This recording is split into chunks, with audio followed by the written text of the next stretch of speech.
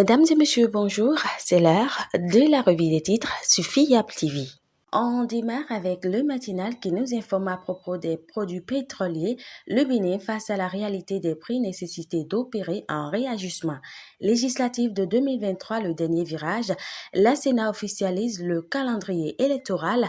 Les candidatures enregistrées dès le 28 octobre prochain.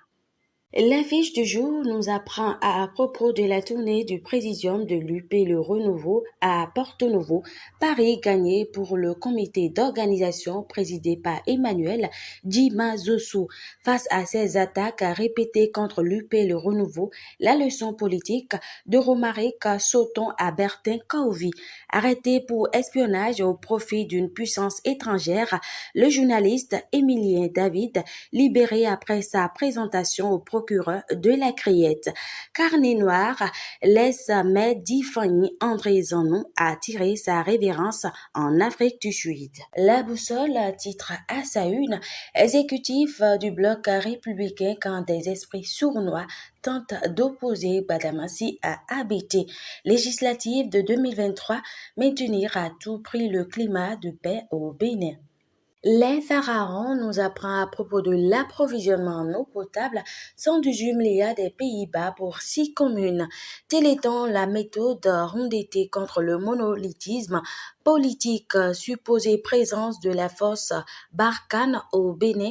Les explications du gouvernement béninois, les détails à lire à la page 4 de ce quotidien. L'informateur titre en bandeau politique nationale, voici les partis qui risquent de disparaître après janvier 2023. Saisine de la justice par le chef de l'État suite à l'incident survenu au CNHU en début de week-end. Les auditions ont démarré à la brigade criminelle. Inondation et montée des eaux à Cotonou, vos sacrés et appel à l'aide. Lutte contre le terrorisme au Bénin, des détails rassurants sur les coopérations militaires. L'économiste nous informe à propos de l'initiative sur le commerce guidé dans le ZLECAf, 7 pays pour l'échange de 96 produits à des tarifs préférentiels. Hydrocarbures en Afrique, le Bénin face à la réalité du prix des produits pétroliers. Le Béninois libéré libère en bandeau média Padem à Bénin. Voici la liste du nouveau bureau directeur. Projet EIA School en live, distribution de kits scolaires aux enfants. Le corps de Lionel Talon grand comme un immeuble. 18e circonscription électorale législative 2023, le cheval cabré avale cru des coris pour sa bonne santé. Incident survenu au CNHU, Richard Bonny appelle à situer les responsabilités.